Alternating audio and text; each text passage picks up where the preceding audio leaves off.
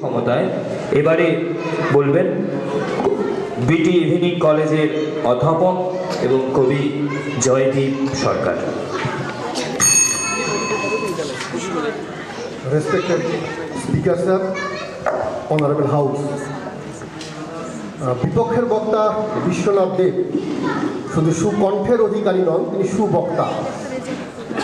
কথার মায়াজালে আমাদেরকে বেঁধার চেষ্টা করলে কিন্তু আমরা আমজনতা ঠিক অতটা বোকা নই যে কথার মারপ্যাচটা বুঝি না। উনি জানতে চাইলেন ভোট আমরা কেন দেই যদি নেতাদের বিশ্বাস না করি। আচ্ছা, আপনারা যারা আছেন আজকে যখন এই অনুষ্ঠান শেষে বাড়ি ফিরে যাবেন, গিয়ে যদি শোনেন যে ভারতবর্ষের কোনো মন্ত্রী বা রাজ্যের কোনো মন্ত্রী আজকে ঘুষ নিতে গিয়ে ধরা পড়েছে, স্টিং অপারেশন দেখা যাচ্ছে, আপনারা কি কেউ খুব অবাক হবে? আমার মনে হয় না। আপনারা বলবেন না সবাই তো খায়, ধরা পড়ে গেছে তাই। বাকি বলবেন ধরা পড়েছে বেশ হয়েছে, অথবা কি বলবেন না না ধরা পড়লে কি হবে, ঠিক সেটিং হয়ে যাবে। ব্রহ্মা জানেন কিভাবে সেটিং হয়, তারপরেও আমরা ভোট দেই কারণ আমাদের অসহায়তা।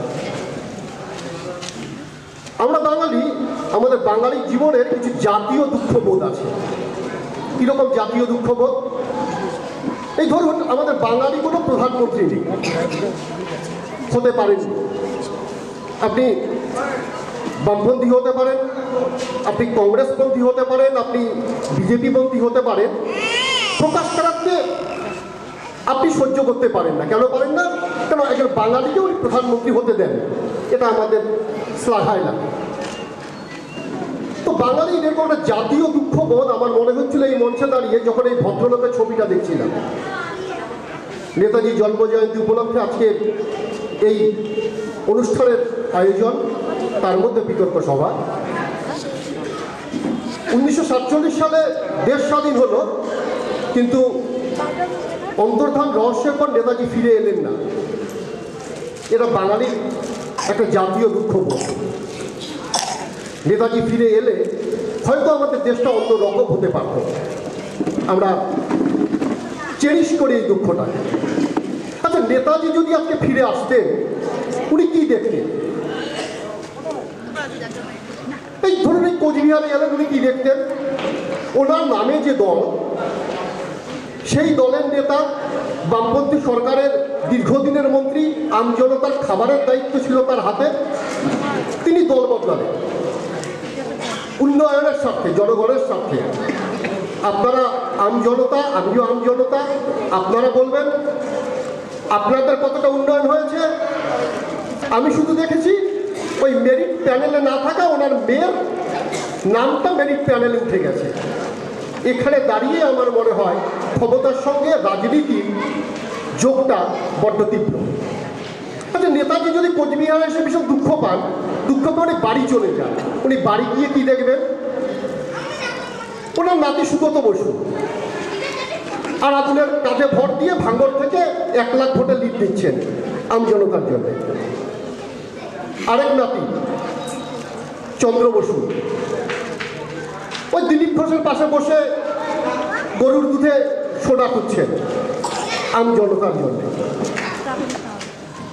তো রাজনীতির সঙ্গে আমজনতার সম্পর্ক আজকের দিনে দাঁড়িয়ে এটুকুই। কারণ আজকের বক্তব্যের, আজকে যে বিতর্কে যে মোশন, সেই মোশন হচ্ছে রাজনীতি নেই আমজনতায়, নেই আমজনতায়, তার মানে কোনো কালে ছিল। আমার বিপক্ষের বক্তারা মোশনটাকে ডাইভার্ট করার চেষ্টা করছে।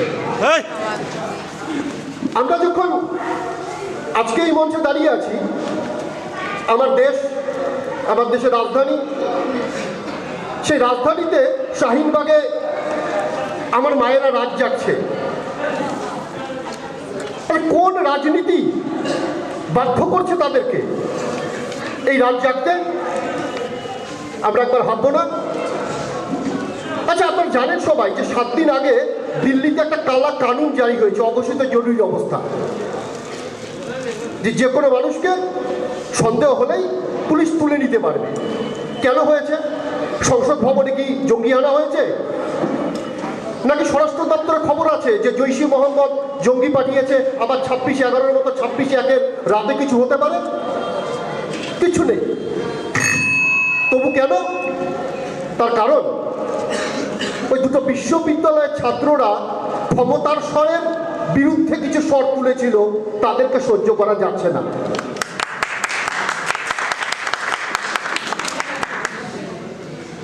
জাভেদ আখতার, আমাদের প্রিয় গীতিকার, জেএনইউ গিয়েছিলেন, ছাত্রদের নিয়ে একটা কবিতা লিখেছেন এবং কবিতাটাকে ক্যাম্পাসে নিষিদ্ধ ঘোষণা করা হয়েছে।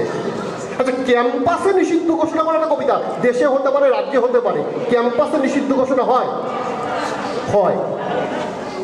আমরা দেখেছি জেএনইউতে হয়। দেখেছিলাম ওই লন্ডনে ফিল্ম ফেস্টিভ্যালে টরাস নামে একটা সিনেমা, তাকে নিষিদ্ধ করা হয়েছিল। আমি খুব সচেতনভাবে টরাসের নামটা বলছি বা হারবার্টের নামটা বলতে পারি, কারণ তখন এই রাজ্যে ক্ষমতায় ছিলেন বাম। তারা নিষিদ্ধ করেছিলেন লন্ডনে টরাস বা হারবার্টকে, আর জেএনইউতে নিষিদ্ধ করা হয়েছে জাভেদ আখতারের কবিতা।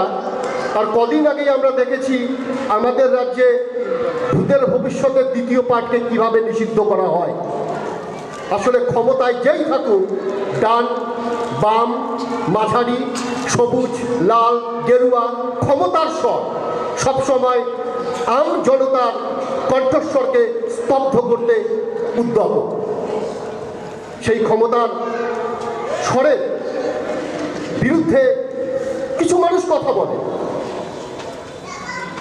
সে রাজনীতি ক্ষমতার প্রতিস্পর্ধী রাজনীতি। কিন্তু মূলধারার রাজনীতি, যা আজকের বিতর্কের বিষয়, সেই মূলধারার রাজনীতি আম জনতাকে শুধুই স্তব্ধ করতে চায়, তাদের রুদ্ধ করতে চায়। এ কথা বলেই আমরা প্রথম পর্বের বক্তব্য শেষ করছি। সবাইকে ধন্যবাদ।